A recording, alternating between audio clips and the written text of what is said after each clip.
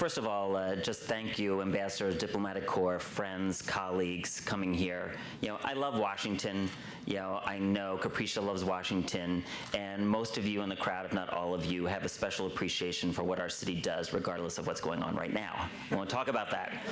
But for me to let you understand just in 2 minutes or less the importance of what the ambassador did for the city and for us with relations with our embassies.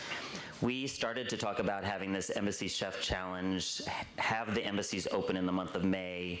We talked about having that be the International Month, and we started to talk with the State Department, and there was a memorandum of understanding that we needed to get, and Ambassador Marshall was the person who was going to walk that through to get the Secretary to be able to sign off on that, to be able to recognize that Passport DC was an international month, that in May we could celebrate all of our neighbors, both international and local.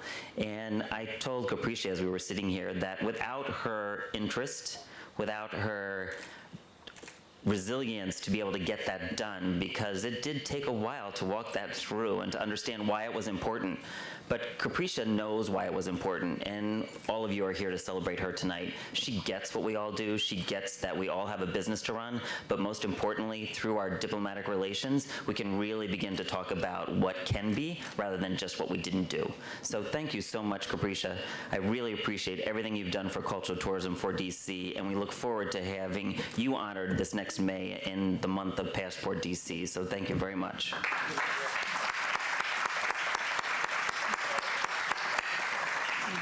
I just know you will say a few words in a little bit, and then I'll turn it back over to Jan, our hostess. Thank you. Not yet.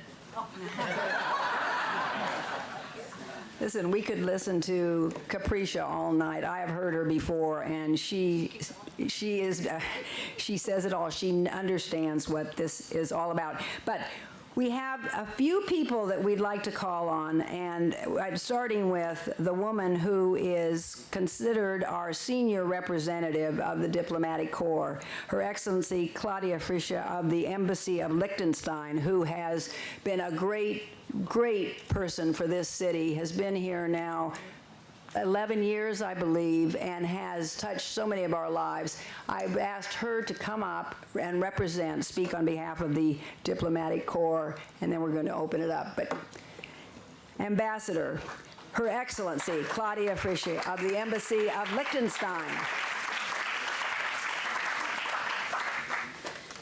Excellencies, ladies and gentlemen, Capricia, I hope that all my colleagues from the Diplomatic Corps are in agreement for me to talk on behalf of all of us.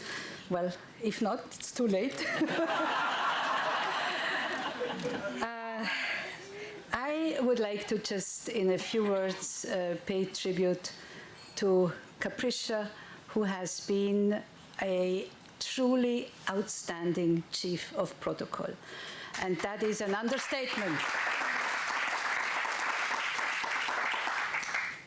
Capricia has never tired of introducing the Diplomatic Corps, in particular the ambassadors, to new ways and means and opportunities to not only reach out, but also to get to know personalities in Washington that we otherwise, at least some of us, wouldn't have met, and also much beyond Washington. She also had the skills, she has the skills, and she will employ them now in another environment, to gather around her a team of highly professional, savvy, motivated, good-looking protocol officers that have really, in addition to herself, made, I think, her task and our task a lot easier. I'll just give you a couple of examples. Capricia has inaugurated a number of speaker series that enabled some of us, and please do not forget that not all of us here represent medium-sized, big, powerful countries. For some of us, the access to certain layers of Washington is not as easy as one would assume. Capricia has helped us tremendously to interact with members of the cabinet, with media representatives, high-ranking officials of the White House, Capitol Hill, and all of this in an intimate setting that enabled those personalities and ourselves to have very frank exchanges of views. We are very, very grateful for that, Capricia. But it goes beyond that. Capricia has also organized during her tenure many trips that took diplomats, groups of ambassadors, usually it was between 35 and 50 of us, to different parts of the United States, parts that some of us may have visited, but some not. And she enabled us, to make this way beyond a tourist trip. She enabled us to interact with former presidents, with governors, with mayors, with the academic community, with cultural representatives. And I have to say that probably some of my colleagues have their own personal lasting memories. Mine is of a recent nature when we went last year to Arkansas, and we went to Little Rock, and we went to Little Rock Central High School, and we learned about what happened there in 1957. Those of us who don't know, just in one or two sentences, it was a group of 9 students who then wanted to register with that high school, which was racially segregated. They managed to do that. They were escorted by police. There were demonstrations, and it took the interpersonal intervention of President Eisenhower for them to remain in that high school, and they made history.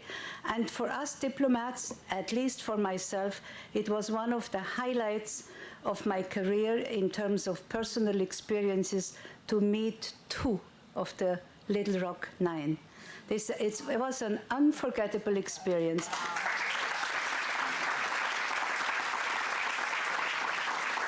This is something that very few ambassadors, if any, would ever bring about by themselves.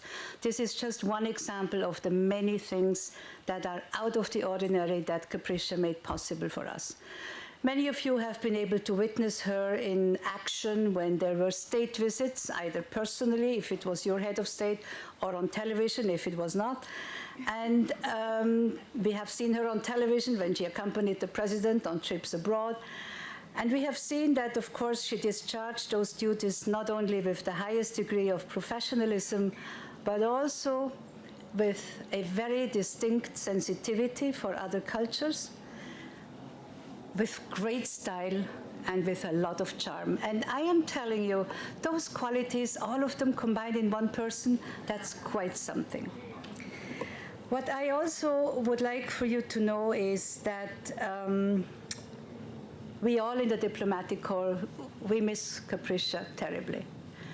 And we are professionals, as she is, but we know that we shared a very special part of our professional life. I would like to thank you for that. I know there is a time in one's life where one needs to move on. You have decided to do that. The Atlantic Council should consider itself lucky. I am sure you will make a big difference there, and maybe some of us will have an opportunity to work together with you one way or another. But from the bottom of my heart, and I hope I speak for all of us here from the Diplomatic Corps, thank you for everything you did for us. Thank you.